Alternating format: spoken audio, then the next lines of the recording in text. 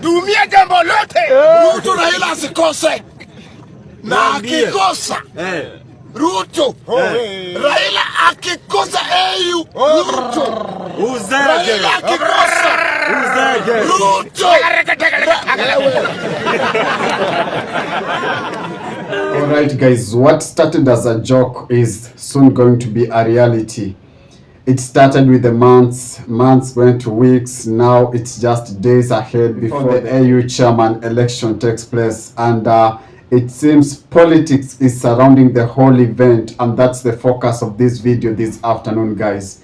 If it is your first time on my channel, could you kindly spare a moment of your time and just hit that subscription button and put on a notification bell so that when we do, or when I do the next video, you will not miss out. So guys, what started as a rumor eventually became a reality when President William Samoei Ruto came out and said that Kenya is going to forward a name to the AU chair election, and that name is none other than Baba, because Baba was deemed to be this guy who has been across so many African countries and has a lot of international connection. So President William Samoei Ruto decided to settle on Baba. Remember, before that, it is rumored, or some rumors and undertones were being said that one former President Uhuru Kenyatta was also eyeing for the same seat. So either way, President William Samoei Ruto decided to settle on Baba and forwarded his name to be the AUC candidate for Kenya. Immediately after President William Samoei Ruto made the announcement, so many people read a lot of politics into it, because remember, Baba has been controlling the politics of Kenya, especially as an opposition figure, or he's been known as a voice of opposition in Kenya because of his previous elections result. Just to refresh your mind, it is important to note, in 1997, Raila Odinga vied for presidency against one Moi, President Daniel Arap Moi. Raila lost to President Daniel Arap Moi. In 2002, he did not vie, but he ceded ground for one Mwai Kibaki, who came in with a rainbow coalition, and then President Mwai Kibaki won the election against the then President Moi project, who is Uhuru Kenyatta. In 2007, Raila Odinga refused to cede the ground because the agreement that they had was President Mwai Kibaki was going to be a one-term president, and then Raila Odinga takes over from that. So the election became so fierce and very contested, a very contested election. Especially it led to what is normally known as the post-election violence, because after the results were announced, the country ran ablaze, came on fire, saying that the results were flawed and President Mwai Kibaki had stolen the election. Away from that, in 2013, then Raila Odinga vied against Uhuru Kenyatta and he lost the election, although again the results were contested in the court, and the court upheld President Uhuru Kenyatta's win. In 2017, Raila Odinga vied against Uhuru Kenyatta on his second term, and he lost against President Uhuru Kenyatta, and then he went to the court, and the court nullified the election, but Raila Odinga chose not to run again because he said the same referee was still in place and the same mistake would still happen, so he chose not to run again. Then President Uhuru Kenyatta was sworn in for the second term.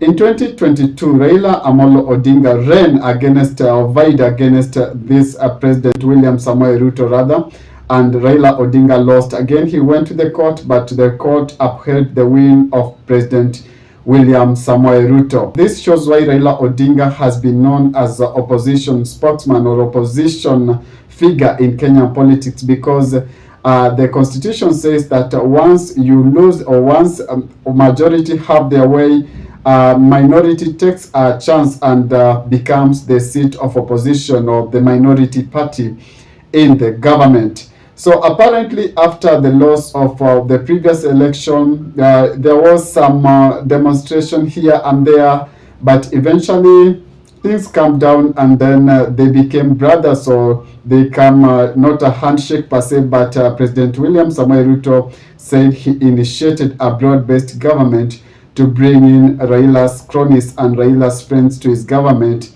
in what they termed as experts who are going to help President William Samoei Ruto in his achieving agenda in his government. This explains why so many political analysts and political pundits are saying that this move was to quiet one Raila Amolo Odinga. Remember, there has been so many key figures and professionals saying that they are against Raila Odinga candidacy because of being micromanaged or being managed away from the local politics, and saying that they say that they don't think he's the right candidate. But away from that, Kenya has a candidate on the ballot, and that candidate is none other than Raila Amolo Odinga.